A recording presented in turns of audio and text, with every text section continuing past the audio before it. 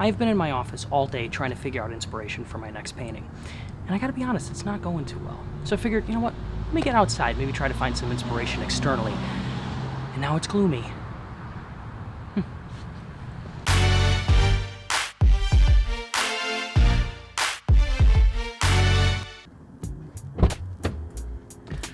So then that got me thinking, what is inspiration anyway?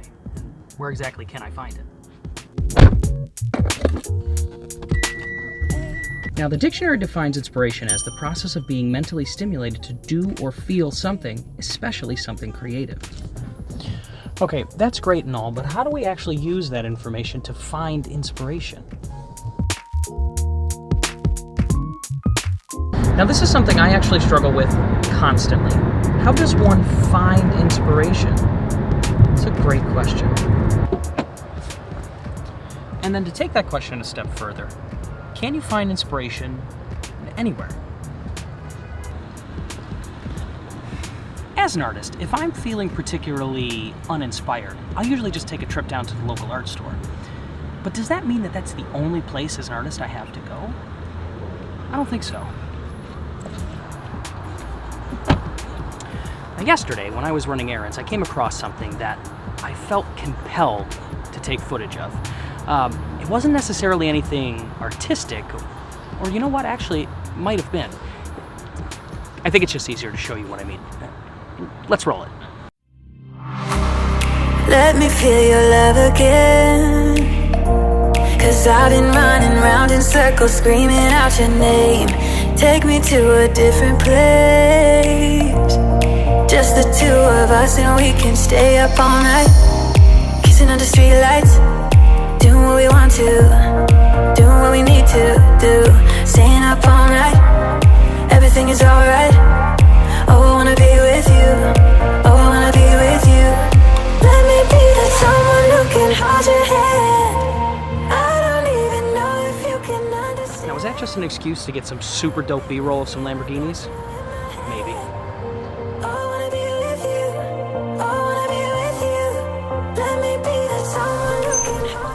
But that still doesn't take away from the fact that those cars are magnificent feats of engineering.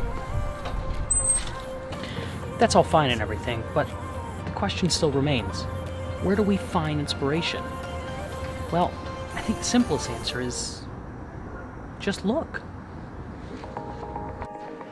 Now, I know what you're thinking. You're thinking to yourself, just look? That's the advice you're giving us? Just look?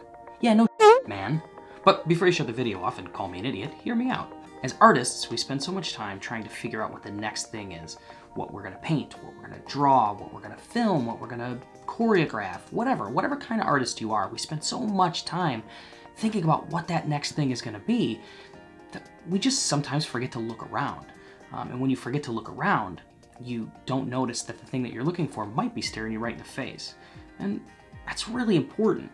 Now, what do I really mean by look around, right? That's a pretty vague blanket statement, right? That sort of encompasses all of the things. Time and time again, I find myself so focused on this one thing, and I forget to look around and see if there's anything I can add to it. We take for granted so much in our day that we forget to search for the art in things. That's important. The world is not as mundane as we think it is. As long as you're looking at it from an artistic perspective, no matter what you do, and that really applies to any single art, that when you look at art objectively and subjectively, you will find the beauty in it, no matter what it is. Now, when I'm looking for inspiration out in the world, I will try to pull the artistic from the most mundane things, which actually, now that I think about it, yields the best results. Take, for example, a man walking down the street. There's nothing artistic about that, right? But if you can start imagining what that man is doing with his day, or what that dog is thinking, or what that woman with the stroller is about to do, pull out the artistic from that. Maybe they're going to, maybe the man's going to work, or maybe the woman is going down to the coffee shop, or maybe the dog's just thinking bark, bark, bark, bark, bark, bark, bark, bark, bark, bark, bark, bark, right? Who knows?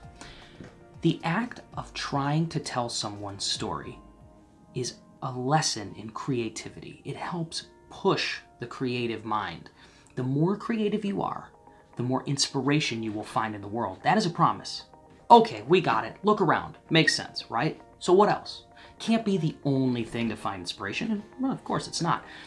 Now, inspiration, and I can't be clear about this enough, inspiration is different for every single person. Everybody finds inspiration in different ways, but if I think back about my art history and what are some of the things that I found inspirational that really worked for me most of the time, I can go through that internal list and pretty much find something that'll work on all occasions. Some things that I like doing, for example, I like listening to music. I listen to all different types of music because you never really know what kind of inspiration you're going to feel, but listen to what your body is telling you. Listen to what your mind is telling you. If you're in a sad mood, listen to some sad music. If you're in a happy mood, listen to some happy music. Go with what your brain is telling you to go with. If you can sort of harness that sadness in a way, or that happiness, or that excitement, whatever that feeling is, if you could take that and run with it, listen to that type of music, the level of inspiration becomes higher. That's true. At least for me it is. Here's another thing that I do. I carry a notebook with me.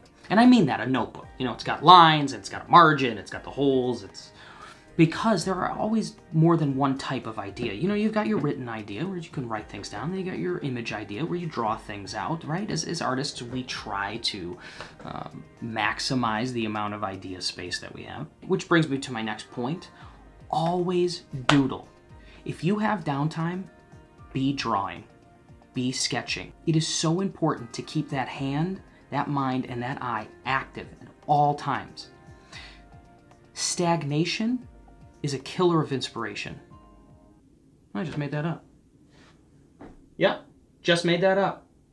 I don't know if it's good, but it sounded good because it rhymed. Did you ever notice that's a thing? You know, things sound much better if they rhyme. I don't know, I'm rambling. Anyway, just remember, no idea is a bad idea. If it feels intimidating and it feels challenging, that's good. We want that. If your art is challenging, it will help you further find inspiration from it. Pull things out, test things, do it in a difficult way, and it will garner better results. If something's easy, you're not going to learn anything from it, and that's where inspiration comes from. Okay, so we have our notebook, we're writing in it, we're doodling, we're coming up with those ideas, and we're making sure that no idea is a bad idea. Okay, perfect, we got it. Now, we bring it to our canvas or our piece of paper, and we put the idea to use, and we make a mistake. Well, you know what? Own it. I've said this before, but in art, no matter what kind of art it is, there is no such thing as good or bad. There is simply finished and unfinished. As you're working through something, if you look at it and go, it's not exactly what I wanted to do, that doesn't mean you made a mistake. You gotta remember that. As Bob Ross says, there are no mistakes, just happy accidents, right? My man, B. Ross. That guy knows what's up. But I digress. There are no such thing as mistakes. And if you do something outside of what you plan to do, perfect. Own it. Because what happens pretty often is that mistake ends up being our favorite thing. It's a true story. 99% of the time, if you make a mistake, you're going to enjoy it in some fashion if you just let it happen. So what else? What if we've done all of those things so far? We've looked around, we've carried the notebook with blah, blah, blah, blah, blah. Still, no inspiration. Well, there are still a couple of things, at least that I do. One of the things that I enjoy doing is I always keep my art supplies at hand, ready to grab, ready to go, because we never know where inspiration's going to come from, and we never know when it's going to come, right? That can't be any more true.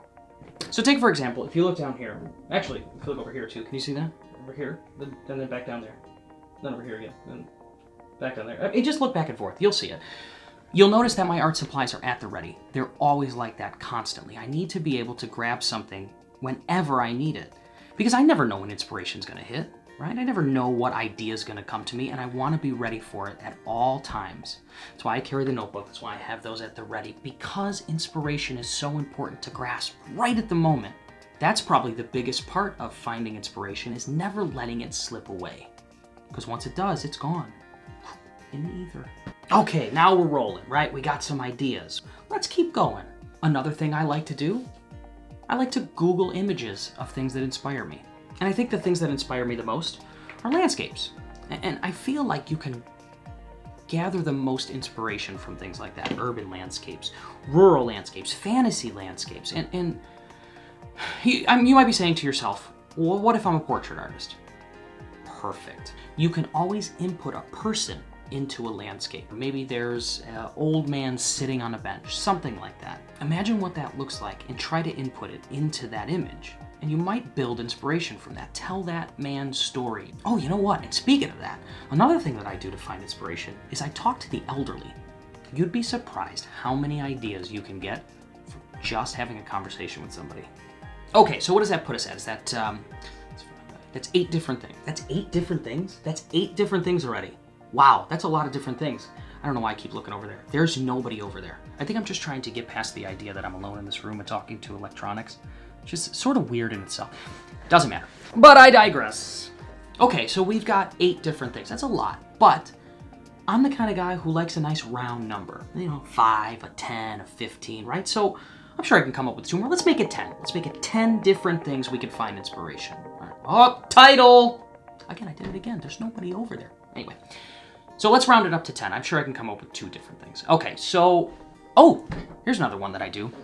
One of the things that I enjoy doing to find inspiration is I like to hang out with like-minded people. I like to hang out with don't say it like that.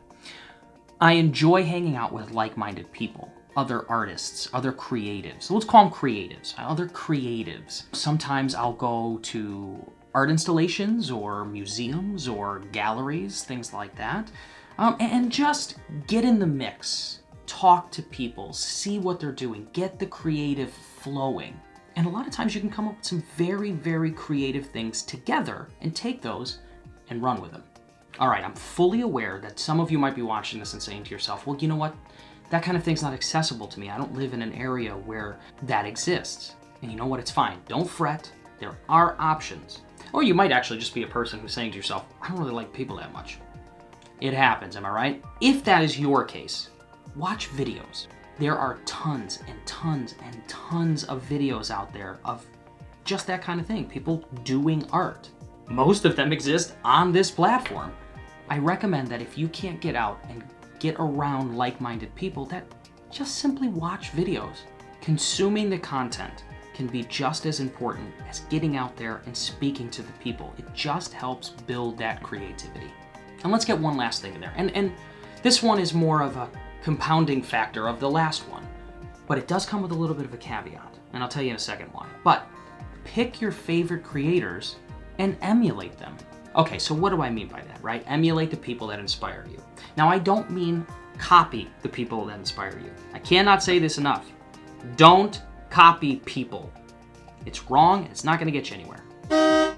Having said that, there is nothing wrong with taking inspiration from what people do and actually learning.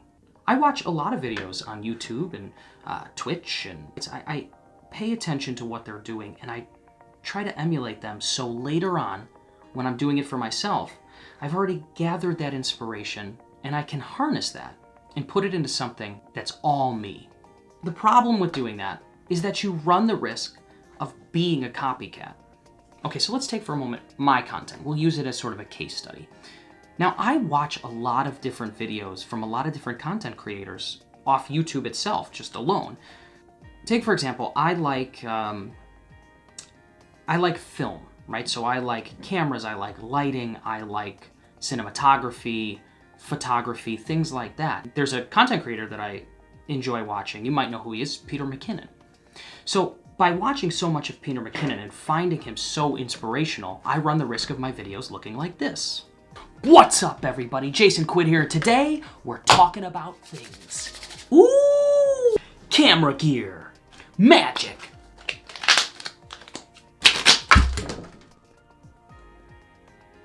Let's make some coffee. All right, there's one example. Now, I also really enjoy vlogs, and I really enjoy watching Casey Neistat's vlog. So I also run the risk of my videos looking like this. Riding through New York in traffic is super dangerous.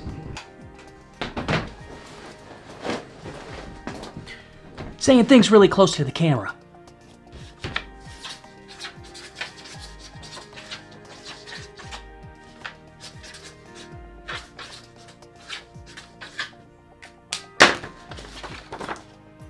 Now, when it comes to the art aspect, I watch a lot of Bob Ross. I have been since I was a child. That man is a painting genius. So I frequently, very frequently, run the risk of my videos looking like this. Welcome back. I'll tell you what, we're gonna go ahead and put a happy little tree right here, and then we're gonna beat the devil out of it. Hang on a second. Doesn't this one seem just a bit on the nose? No? Nobody else agrees that this is, I feel like we've done this sort of platform before? No? Okay. All right, there's a possibility that one's a bad example. Whatever. My point is that inspiration, no matter what kind, can come from anywhere. You just have to pay attention to it. There are countless ways to find inspiration, and everybody finds it differently. These 10 examples, these are just the ways that I find inspiration for my videos. And for me, these are the ones that most often garner the best results. And with that, we're gonna call this video a wrap. I hope it helped. So get out there, be inspired, find inspiration. That was the whole point of the video. Use it. What are you still watching me for? Get out of here. Go. Video's over. There's nothing left. Are you still watching? I'm leaving. Get out of here.